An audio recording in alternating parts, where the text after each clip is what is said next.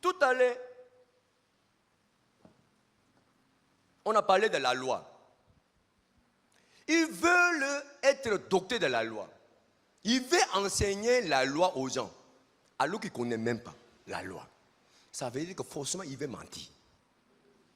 Forcément, ils veulent mentir. Forcément, ils veulent tromper les gens. Vous comprenez? Donc maintenant, vous devez savoir qu'est-ce qui est l'enseignement des faux pasteurs. Qu'est-ce qui est l'enseignement du mensonge. Maintenant, je veux expliquer la loi. Vous allez entendre la définition de la loi, le rôle de la loi. Vous allez entendre. Et puis, vous devez savoir, est-ce que cette explication est vraie ou bien fausse? Amen. Avant de parler, je vais lire 1 Timothée, chapitre 1, verset 7 encore. Ils veulent être docteurs de la loi et ils ne comprennent ni ce qu'ils disent, ni ce qu'ils affirment. Verset 8. Nous ignorons pas que la loi est bonne. La loi est bonne.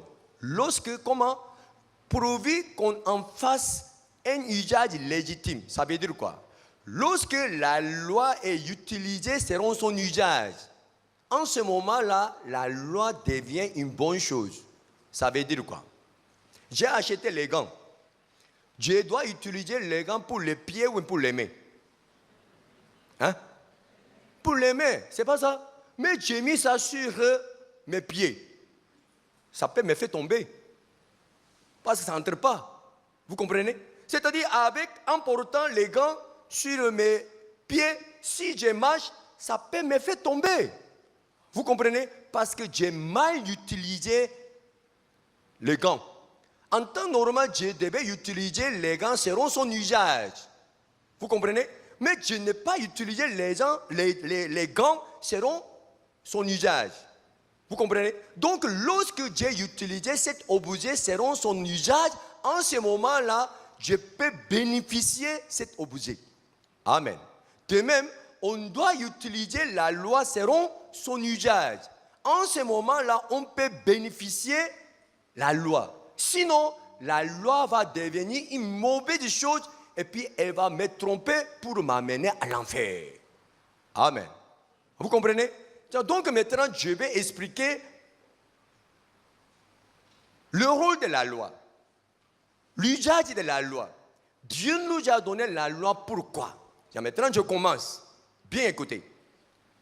Vous savez que lorsque Moïse est monté sur la montagne avec 2 tables de pierre, ce n'est pas Moïse qui a écrit les 10 commandements sur les 2 tables de pierre. C'est Dieu lui-même. La main de Dieu a apparu. Dieu a écrit 10 commandements avec sa propre main sur 2 tables de pierre. Amen. Lorsque Moïse a reçu les 10 commandements, il est descendu et puis il a communiqué les 10 commandements au peuple d'Israël. Depuis ce moment-là, on devait respecter le commandement de Dieu.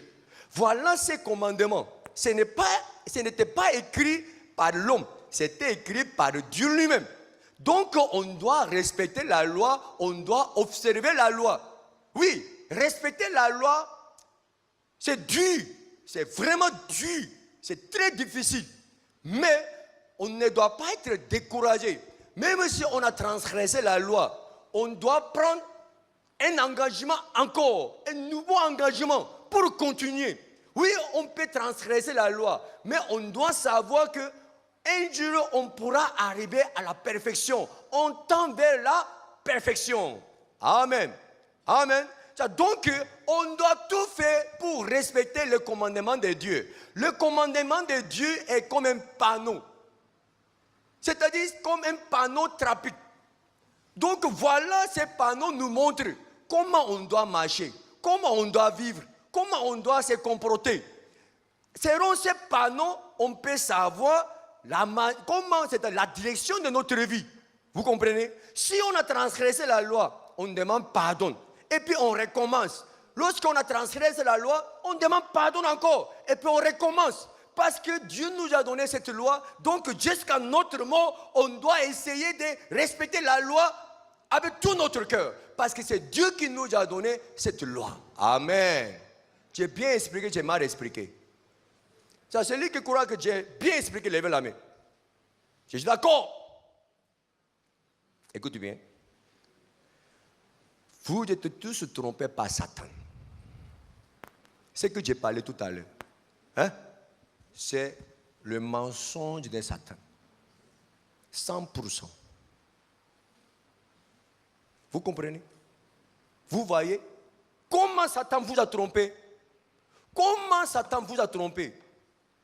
J'ai menti seulement. J'ai menti pour vous amener à l'enfer. Tous ceux qui ont soulevé la main, vous devez savoir que aujourd'hui, si vous mourrez, maintenant, si vous mourrez, vous irez à l'enfer. Donc, il ne faut pas mourir ici. Peut-être après le culte spécial, ça dépend de vous. Mais il ne faut pas mourir.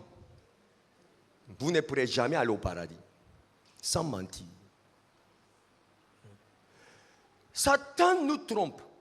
Écoute bien, comme je vous ai dit, les gens, ils ont peur de la sorcellerie parce que les gens pensent que les sorciers amènent la difficulté, les problèmes.